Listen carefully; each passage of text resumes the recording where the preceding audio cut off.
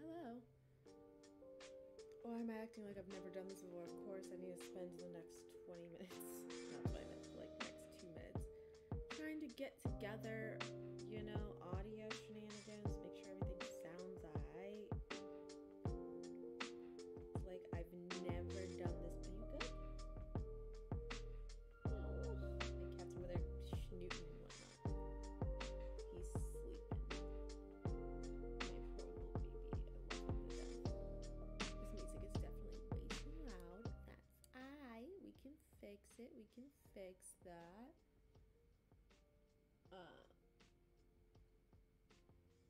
Let's see. Kind of just like tweak it a little bit. Want to make sure you can hear my phenomenal, lovely ass voice, but also, you know, get the music, make it a vibe. Make it a vibe, you know?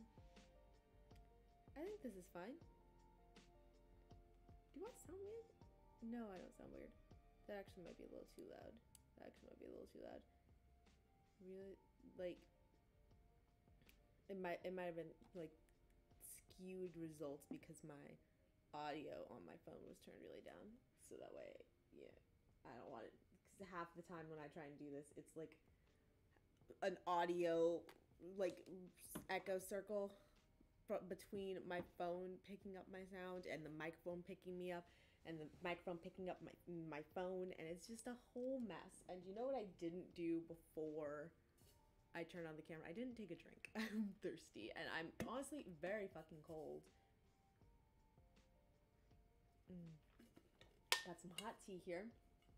Radical raspberry from the Dollar Tea Club. Love it. Very cold. Is it a thing? Let me know if you're from the north. Is it a thing to not have any control over your radiators? Because I have zero control over my radiators. Again, not that I really would be able to have them on. I can't unpack, so I have these like big plastic bins right by the radiator because there's nowhere else to put them. So it's not like I could really turn it on. But like half of my radiators still will like randomly turn on by themselves and turn off by themselves around the house. And it's, you know, it's a little sketchy. I don't necessarily trust it, but what else am I supposed to do? How can I get into this? I honestly am slightly to the point where I want to wear gloves for this whole video. And a cat is chewing on plastic. So while I go stop said cat from chewing on plastic, we are going to get gloves because I'm cold. 2 seconds. It'll be 2 seconds. Don't judge me if you see how messy my house is. Nugget, stop that. Again, have not unpacked. I was gonna bring him on camera, but he ran away, and I was unable to get him. So here's my dramatic ass. Alone, no cat to make me look cuter. Just me and some gloves. And the stream, which we'll see if I'm able to accomplish, because gloves and, you know, my notes are on my tablet, and that doesn't tend to blend well, but it's whatever. But anyway, salutations, friends. My name is Brianna Sukiyama-Bond, otherwise known as No Ordinary Scholar. And let's do this. Let's do this. Streaming, guys. Talking about this here book, Meet Cute Diary by Emery Lee. Are you what's... Is my thing freaking out now? Hold on. Hello? Hello? No? It's not freaking out. It's not freaking out. Interesting. I thought it was freaking out. But it's not. We're good. Everything is A-okay.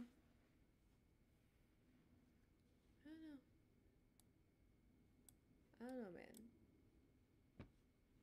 Technology, man. Technology is not meant to be dealt with by yourself. Streams are not meant to be done by yourself. That is my decision. You're supposed to have friends here to help you make sure everything functions still. Yeah. Nope, my desktop audio just shut off for some reason. Which means you don't get to hear the music.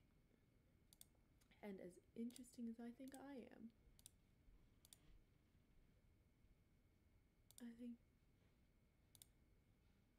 I think the music adds a whole ass other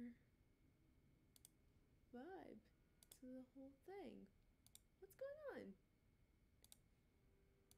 Squadron, can you believe this?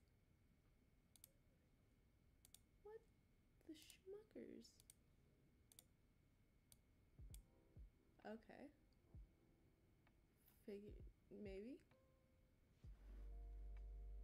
Did we get it? Do we make things work?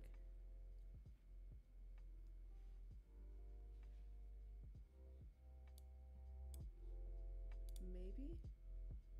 We might have fixed it. I might have fixed it. Is this good? Gotta keep an eye on this godforsaken computer. Sabotaging me. Okay. Now I guess I'll talk about the book. Meet Cute Diary. I liked this book. As you can tell by the screen with the graphic that I've been, working on getting in there. Can I? Hold on. Yeah, I liked this book. Was not, I was expecting, I went into it thinking I'd like it. Not as much as I did, but I really liked it. Because I don't know if you guys follow me on the social medias, but I definitely posted, last year, specifically a thing of, I'm so awkward. Of, I don't read romance. I don't like romances at all. And I would say that was accurate at a point in my life, but I guess I'm way more interested. If we're being honest, I like romances, but they can't be the type of thing where, it's just there's no other thing going on. If that makes any sense, some secondary plot thing has to be happening for me to be able to get invested in it. You have with this book, you have the Meet Cute Diary, which is the blog Noah runs, and it's on Tumblr, which shout out, we love Tumblr, we miss Tumblr.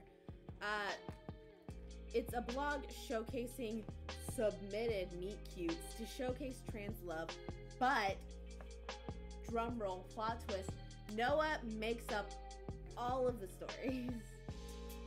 And that's they're not submitted at all. I don't even know if he has anything set up so people could submit. They're all completely made up by Noah. So he's over the summer, his parents are moving to California, and I have words about the parents. We'll get into this another time. But parents are trying to move to California. They leave him with his brother, who's just moved out for college.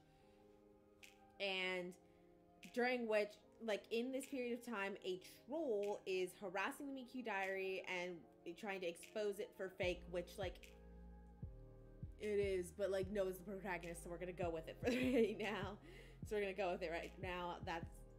And in order to try and, prevent it from losing the Meet Cute Diary, what he wants to do is he wants to prove to them that it's not fake. How is he gonna do that? He runs into this dude named Drew. Fuck Drew. He runs into this dude named Drew who is a fan of the diary, and Drew offers to fake date him for over the summer to share with the diary so people think it's real.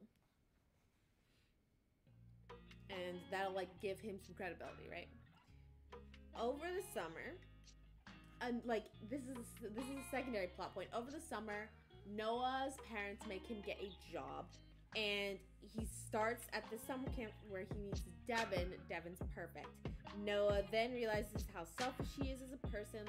That's kind of his arc. He realizes he's been super selfish with a lot of different things. He wants to make up with it, and he also wants to try and be better, and he realizes he's in love with Devin because Devin's so much Devin's at least a decent human being and Drew is not.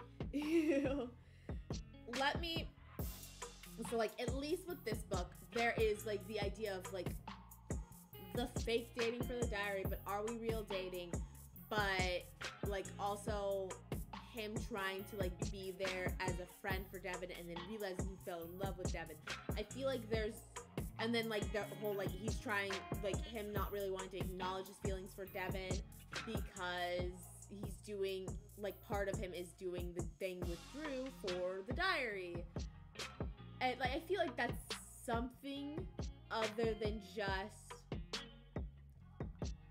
like talking, like sitting around talking to a guy, flirting with them. Like there's something else to go on as like a B plot, you know, as opposed to like the romance being the exclusive thing that's going on.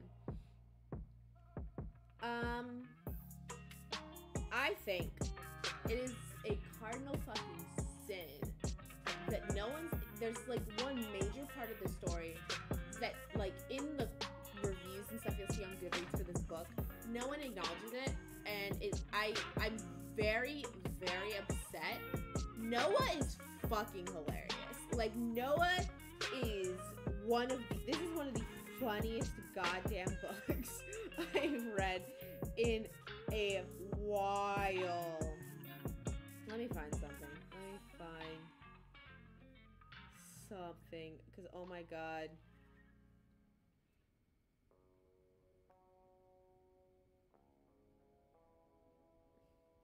Like, I'm just finishing breakfast as my phone rings, and my first instinct is to throw it across the room because my phone never rings. Oh my god. Let me see.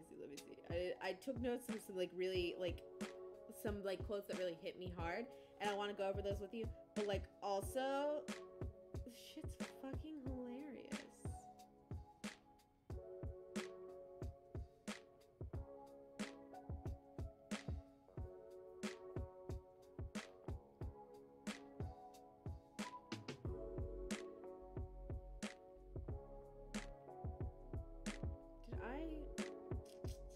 I'll start doing better. I'm gonna start doing better at like color coding some notes that I'm gonna take. Like, and so I can highlight like this color is gonna be, it's funny. This color is because like I think it's great writing.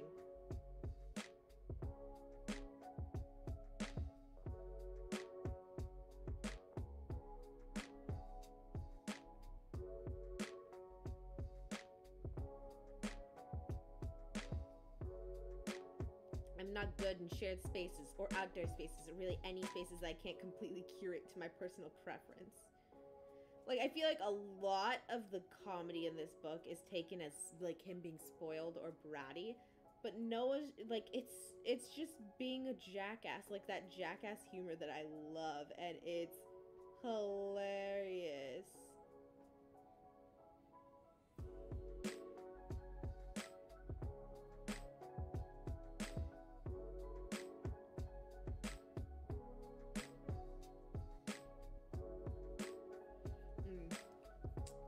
I'll see if I find anything else in a hot second.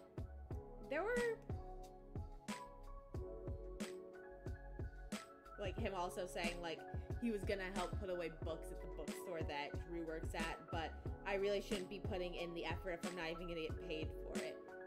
Like, that is 100% accurate, and I wish more fucking adults understood that too as well. But yeah, there are like a lot of instances where like a big issue in the book is Noah's selfishness. It starts like from his like friendship with his best friend, and it's all the way through to like even like the diary itself has never really been like, he made it and he keeps telling himself it's for like to be a beacon of trans love. It's supposed to like be all about trans love. But because, like, again, he's never even seemed to consider the idea of actually making it available for submissions. It's always been about him getting the praise and attention in this. And, like, specifically, and you see that a lot throughout the book. That was a realization he kind of comes to at the end. It's still something he struggles with a lot towards the end. but he's trying. Which, as for a 16-year-old, that's a lot. That's good. He gets into several fights with his friend, which I'm currently in between of like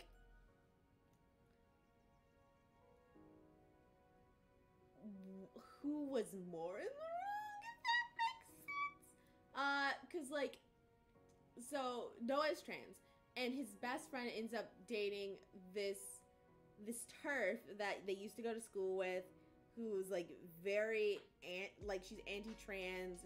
Like once I think she ran a feminist group at the school, but is anti-trans, and his best friend like started trying to date that chick, and so he's super not compassionate when she's upset about them breaking up and whatever. And frankly, yeah, no, he has every right to not give half a fuck about that relationship, and she shouldn't have expected him to. But at the same time, every time they've talked, she has said like she's drowning under stuff from school. She's very overwhelmed with school.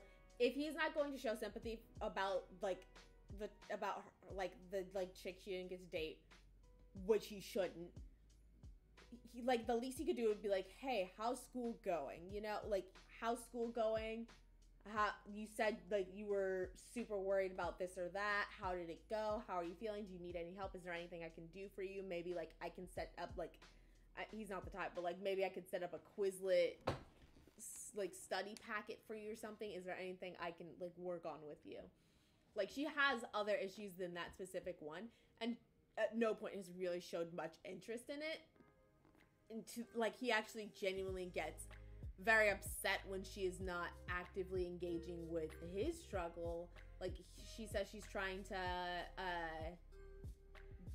she wants to get together a post that she'll make from a different blog saying some good stuff about the diary, and she doesn't post it right away, and he's like, hey, what happened to you? And he's calling her, and she's not, and he gets super pissy that she's not answering his calls, even though time zones, but he's getting super pissy about it, and she's like, oh, I'm so sorry, I forgot. And he just gets upset, like, how could she forget the diary that easily? And it's like, you don't know that it was that easily. You don't know, it seems very clear that she's not just, laying around, twiddling her thumbs, not thinking about you. She's just got other things that are extremely pressing on her mind, that are extremely important to her, that you're not giving the same value that she has them at, you know? Let's talk about Drew. I've never wanted to beat a human being as badly as I want to beat Drew. And he's 18, so it's not an issue. I think that's probably part of the reason why, is he's a grown-ass adult, and frankly, so Drew, the relationship with Drew is trash from the beginning. They start dating, they start fake dating, and Drew is constantly trying to, he's constantly forcing Noah to do things Noah has zero interest in. Drew's super outdoorsy, Noah does not care about that at all. So he's constantly doing things that he wants to do, nothing Noah really wants to do. Really quick, there's a cat. I Nugget. We'll put this here so we can kind of see Nugget, because he's so cute. He's also in the light, but that's fine. Don't go on the piano, Nugget. Nugget? Do your children listen to you? So yeah, the fake dating. He's always doing things that he wants to do. And a big thing he'll say a lot of times, if Noah says hey, I'm not really into this is just not the type of stuff I'm into, Drew's my parents are going through a divorce, and I this is just one of the few things that's making me happy, to try and keep Noah doing things that he wants to do. So keep this divorce thing in mind. So there's that. He posts on, like, Drew posts on his own Tumblr a lot in, like, whilst referencing and, like, talking about Noah and the Meet Cute Diary to try and, like, get the attention. He says it's, like, to help the diary, and so everything seems more authentic. But Noah, like, from the beginning has said, I'm not comfortable with you posting with regard to this without like, going over it with me. Could you go over it with me? And he says, and he says he will, but he doesn't. And so cute. And he ends up, like, at some point even asking, like, hey, while you're away at work for the weekend, I can just take over the diary altogether. And Noah's like, no. And he still ends up posting a bunch of, like, shit on his own Tumblr then. And he's very upset that Noah won't give him, like, the, like, access to the main account of the Miki diary. And at one point you have Devin, who again is, like, a co-worker. They're friends at this summer camp. You have Devin like, hey, I have a recycling party that I'm, like, hosting. It'd be dope if you could come. And Noah was like, sure. And Noah was like, sure, be down to go. Drew was like, that sounds lame. I have friends I want to hang out with that day. And they're like, and Noah's like, compromise. Let's go to your friends first, and then we'll go to hang out with Devin. They go to Drew's friends. Drew gets drunk. He's being a fucking prick from moment number one. I actually saw on Bowties and Books. Check out their channel if you have not. I absolutely adore them. But I was watching one of Bowties and Books wrap-ups, and they talk about this book, and they're like, oh, Drew is this other queer boy. No. Drew specifically says, I'm not queer, I'm not gay, Noah's just special. And it pissed, like, this, that was the moment that I was like, oh, I'ma have to beat someone's ass. I don't understand why he at all thought that would be okay to say, and I'm very sad that Noah didn't leave him immediately. But if I have to take care of this dude so Noah don't have to deal with that shit, I will. But yeah, he says that, and then he gets drunk, and he's like, I don't want to go to the recycling party.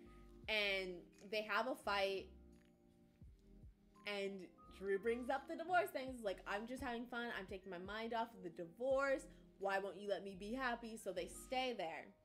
Later on, we get to this 4th of July party that Devin is having, and Noah's like, fine, this time I'm going to your 4th of July party first, and then I'll go to do whatever with Drew. And he tells Drew, I'll be ready at 7. I'll be ready at 7 o'clock to do whatever you want to do. And Drew's like, cool, see you at 6. And he does, like, Noah doesn't get there at 6. He gets there at 6:30. They get into a fight. Drew's like, why are you always with him? Noah's like, I'm never with him. And I told you I'd be ready at 7. And they get into a huge fight, and we find the fuck out. Oh, this isn't even this. Is it this moment? I don't know if it's this moment or it's later. But like around we're into the last of Drew. Thank the fuck God. But we find out because I guess later on Noah's like, hey, this part I will say is like it's pretty awkward. The way we get the liar reveal is a little awkward in this book. Is he goes to Drew's house, knocks on the door. Dad comes out, and they go to talk, and Noah's like, how's the divorce going? Like, are you okay from the divorce? And Drew says, Drew's the bad one. Drew says, like, you're always thinking of this Devin dude. You're never thinking of me. Even, he specifically says, even you thinking my parents are getting a divorce is you thinking of Devin more than me. Which is, like, that's just entirely extremely awkward phrasing, for one. And for two, yeah, it's really awkward phrasing. It doesn't feel like a natural thing to come out. But if we're being honest, I hate Drew, and I could not care less about, like, however we need to get him out of this book is best for me. And it, like, I will say, it's not like a I hate this dude. I hate this dude so much. It's not, there are two, like, there's some different levels of hate. And he's not like a Cartman from South Park where it's like, I love to hate this dude. I want to hit him, but like I enjoy like just wanting to hit him kind of thing. He's not a Roman Reigns or like a Bruno from Black Dot White. Watch the Jarvis Johnson Twitch streams if you don't know what I'm talking about. But he's not like one of those where it's like, I don't think the character itself is so stupid. It's so the character itself is so I don't even know how to say it. Like, I don't know how to describe it. I went on like kind of a rant about Roman Reigns on Instagram, but like the character itself is, let's just say, so poorly portrayed, and is so unappealing to watch that I don't want to read the book. I just, like, he is like this middle ground of, I genuinely hate this character and I want this the world of Meet Cute Diary, I want it to exist without him. I desperately he was a great villain for this book. He really was. But like, also, if he didn't exist, like, it's, I don't know if I'm making sense, but it's like, I want the book and the growth that Noah has. Granted, he adds a little trauma to Noah, which makes me so sad. That's another reason why I just want to fight him. But, like, I love the book as it is, but, like, also this human being of Drew, I despise. I just, like, it's not, like, if there were another book with Drew on it, like, that's the point where I'm gonna have to start, like, sharpening a sword or something. I'm gonna have to fight someone. I'm gonna have to like climb into this book so I can find this dude, because this dude does not need to be here. But like, also, it's a good book. I don't know if that made any sense whatsoever. Now I know we're running a little long. It's fine. I'm sure it's fine. Now we're gonna actually do a little discussing, because we had like 3 characters with their own like kind of like their own thing, their own vibe, their own real like separate arc kind of thing that we need to discuss. And now we're going to talk about Devin. Devin's the perfect human being. Also, like, if we're being honest, I relate unreasonably well to both Devin and Noah. But Devin is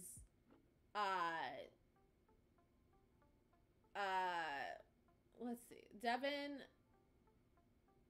so there's this story of that Noah's goes on about, like, from the beginning, about how this trans girl comes out and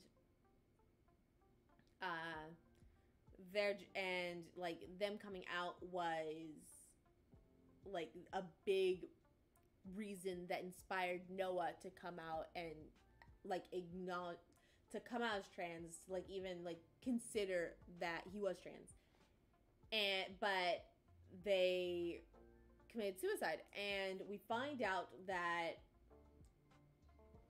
they did not, that their name is Devin, and like turns out Devin actually went to Noah's school and did not die, but they just moved away to a place that would be more safe for mentally. And so we get into this book. Do I want to go over these quotes? They're so emotional.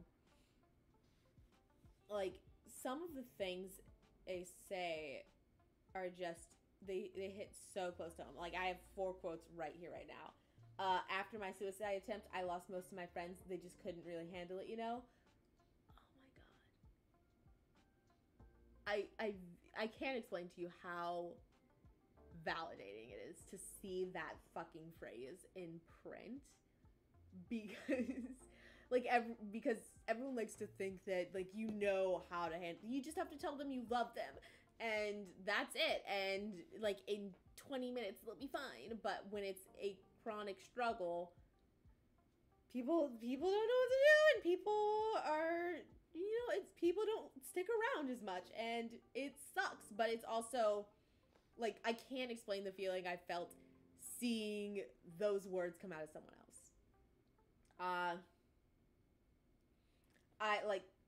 I want to say,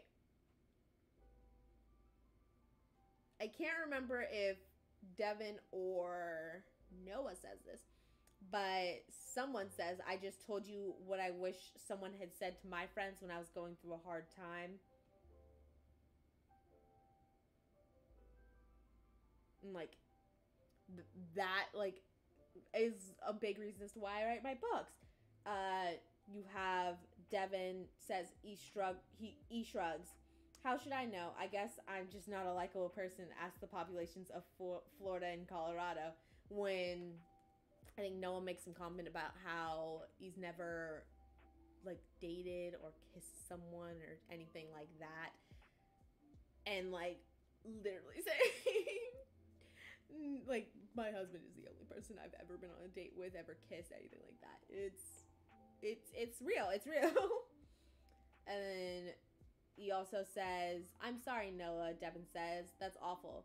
Yeah, it is. And it's kind of nice to hear him say that, because it tells me I'm not just overreacting about the whole thing. Validation, emotional validation. I love it. So yeah,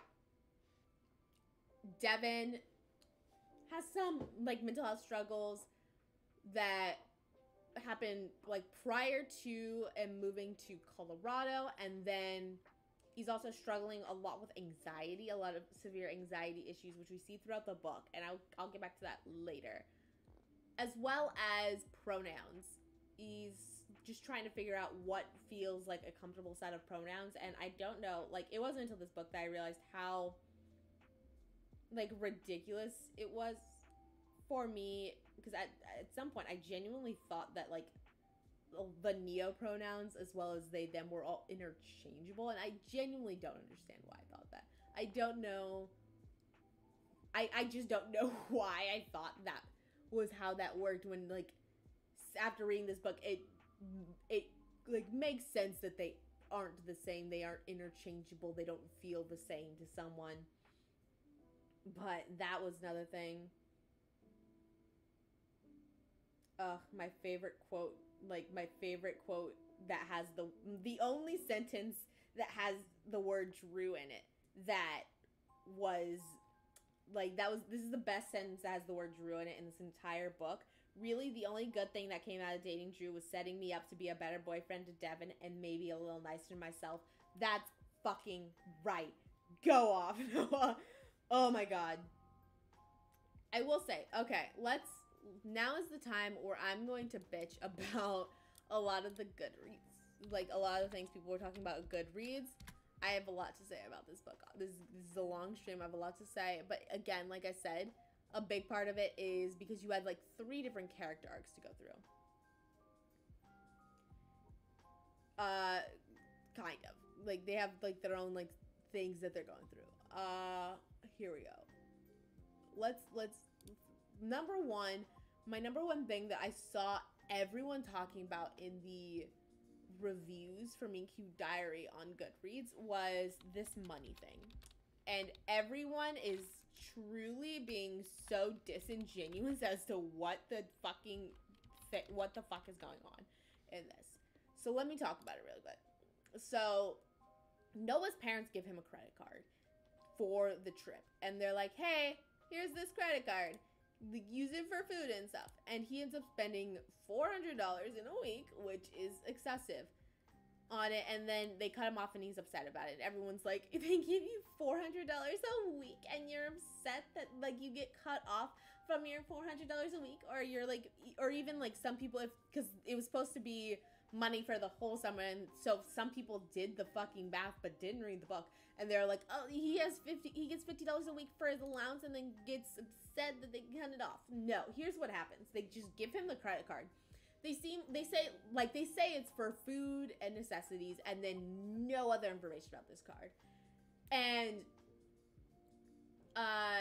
like, Noah's, like, spent is excessive and spends a lot of money, and then they immediately cut off the card.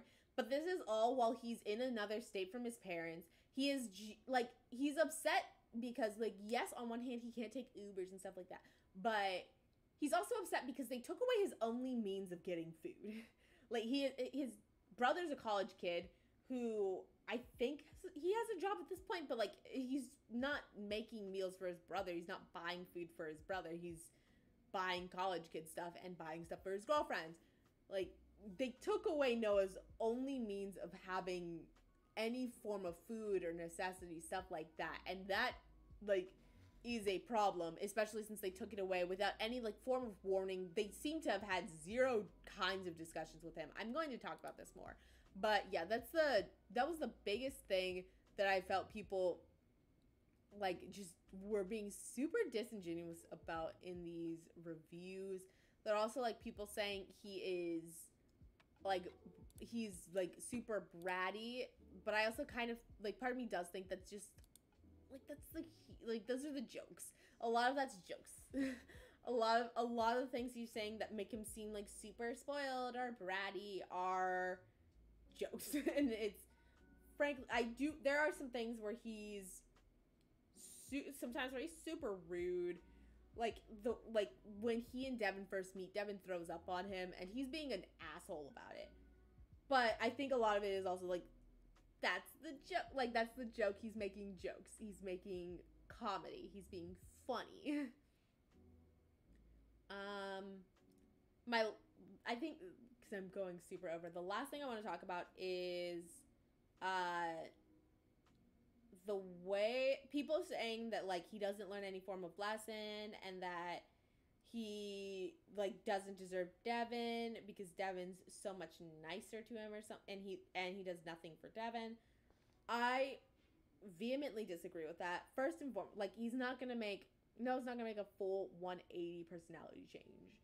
He needs time, and I appreciate that. It's like, you see in the book, he does struggle with it, and he goes, like, from being, like, super selfish to being a little bit better, and then, like, when things get super emotional and he's super overwhelmed, he, like, crashes back to his usual selfishness, and he, like, gets a little bit better, stuff like that. I appreciate that. I completely disagree that he is not doing anything for Devin. Devin has, like, some severe anxiety things and some severe anxiety issues, and the way Noah accommodates him for that is, I feel, unheard of. Like, that's just not, like, the way Noah accommodates Devin's anxiety and, like, talks to him about what he needs, and, like, when he needs a break, needs space, needs to be able to opt out of something. That, like, that's so, like, people don't offer that. A lot of times people will say, oh, you're just being dramatic. You just need to get out there more, when, like, it's simply just, he's not comfortable. So Noah's like, okay, don't do it. It's fine. I know that it's not that you necessarily don't want to, or it's not that you, like, don't like me. It's just like, this is just something you're going through. Like, at the end, Devin is making, like, this grand, like, what is it called? Scavenger hunt for Noah to do, because Noah's essentially said, like, we're moving, we're gonna be living far away from each other. And you've, like, said, like, long distance relationships super hard, so I guess we're gonna have to break up. And they're both super upset about it. And Devin, like, makes this scavenger hunt for him. And when Noah gets to the end, he's supposed to be there. Like, I don't know if he had, like, a bouquet or, like, something to that effect of, like, he's your prize. He's the prize. He loves you. Let's be together. But he has an anxiety attack.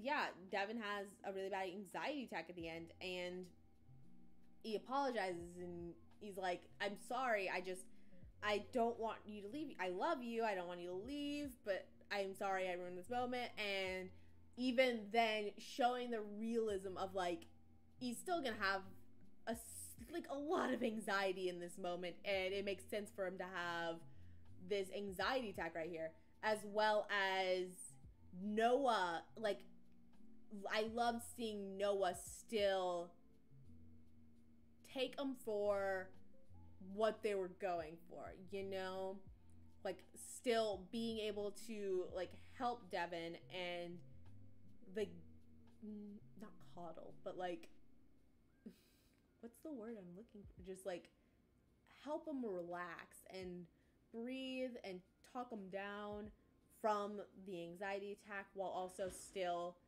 feeling the love that he was going for with the whole scavenger hunt and hunting down Noah's best friend and like getting into the camp where they met so he can be there and make like this huge grand gesture of like, we don't have to end and break up and stuff.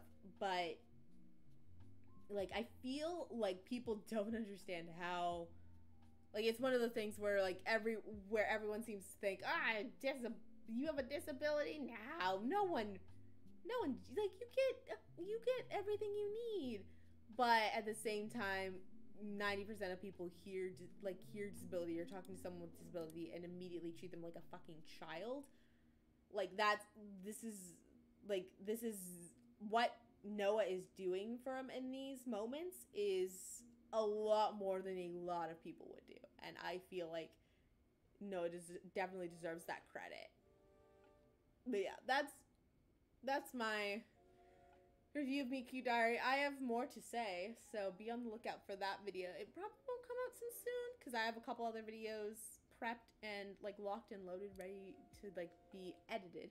By locked and loaded, I mean I am like 50 steps away from them coming out. But yeah, that's what I got for you guys. Thank you so much for my whole almost hour-long spiel about Meet Cute Diary. It's been fun. I really liked the book. And don't forget, subscribe to my newsletter if you like interested in my books. You get the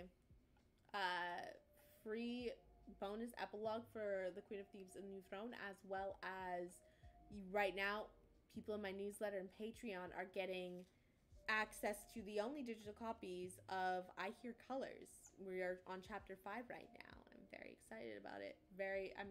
People are enjoying it, so I'm glad. I'm happy. But yeah, that's all I have for you guys for right now. Thank you so much for watching. And until next time, Aledictions friends.